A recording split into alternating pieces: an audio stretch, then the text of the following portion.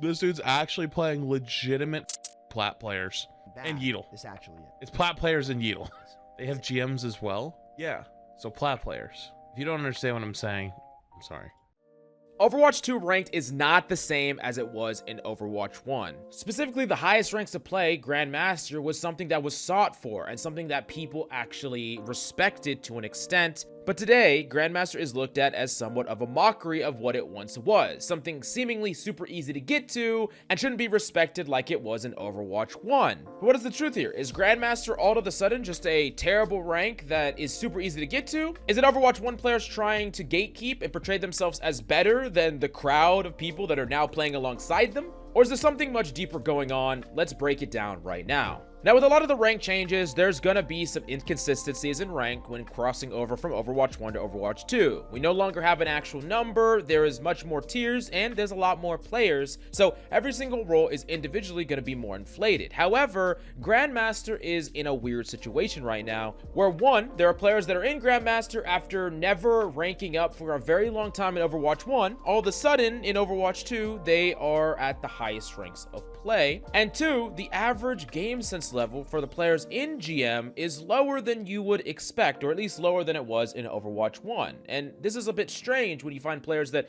don't have understanding of core Overwatch concepts, but they're somehow in the highest ranks of play in Overwatch. And I think that this can happen with every role, but especially the DPS role seems to have the clearest divide on average, where sometimes a DPS is in your rank and they just are doing nothing. Like, they're actually just these 2 in 20 DPS, and it feels very strange when it feels like there's a fish out of water situation going on consistently and reliably in the highest ranks of play. Now, what has actually happened to create this? And the first thing that you need to understand is that, like I said, Grandmaster is much bigger than it was before. A lot of tiers, and in addition to that, there are just more people overall in the game, so the amount of people that could be in Grandmaster is much wider. There's a huge amount of people, and realistically, Grandmaster 5 would be more like 3,900, so it would be at the high end of Masters. And back in Overwatch 1, everyone in the high ranks of play still clowned high-ranking Masters in the same way that Grandmasters are getting clowned on today. So there's a lot of overlap there that kind of makes a lot of sense. But I think that there's actually a more fundamental shift in Overwatch that is causing a lot of these growing pains for especially Overwatch 1 players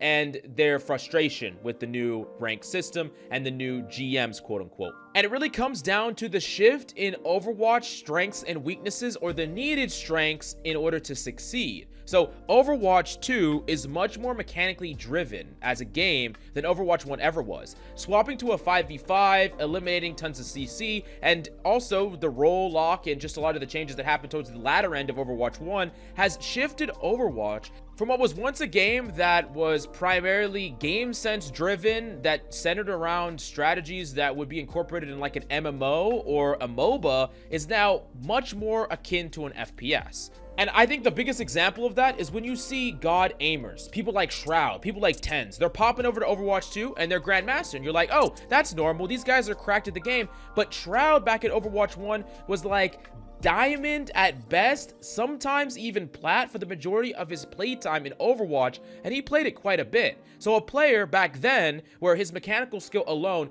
could not carry him to Grandmaster, now it can.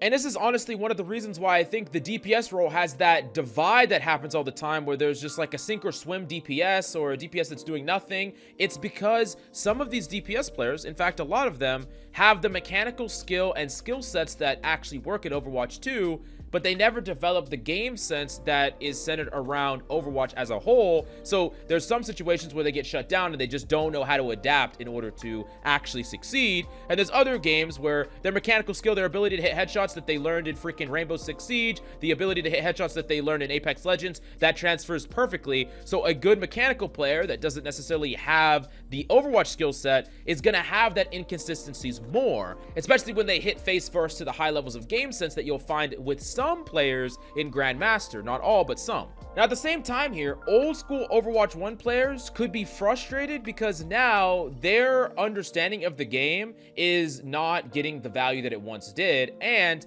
their mechanics could actually be falling behind some of these other players that have really, really great mechanics because they didn't need that level back in Overwatch 1 to succeed. And this shift is felt everywhere, and not with every single character, but definitely with every single role. And I think it's incredibly important to understand that the strengths that you need in Overwatch is different to succeed. So some people are naturally going to get bumped up, some people are going to get bumped down, and you cannot expect certain players to have the same game understanding as you, no matter what rank you're in, if you want to succeed in Overwatch. And of course, all these things are even compounded by the fact that a lot of the people that played Overwatch 1 for a little while, that maybe were low rank at one point, the time period between they stopped playing Overwatch 1 and Overwatch 2 was a time period that they didn't just stop playing games. Most of them grinded games, mechanically demanding games, for a very long time, coming back to Overwatch 2 only to be rewarded from that mechanical skill that they grinded in their off period. And for the Overwatch 1 players that grinded Overwatch up until the end of Overwatch 1, not getting rewarded for that extra amount of time that they're spending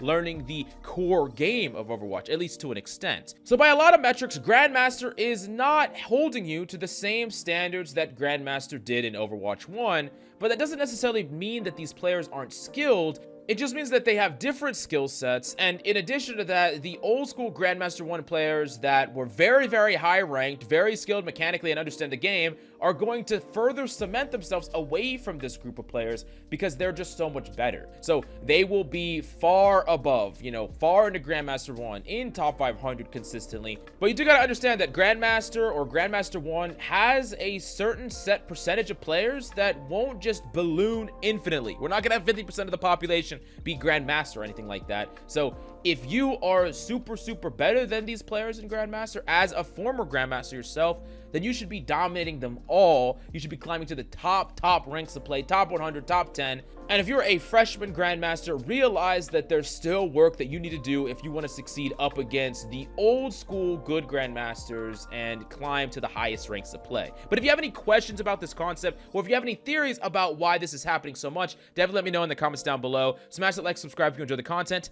and I'll see you next time.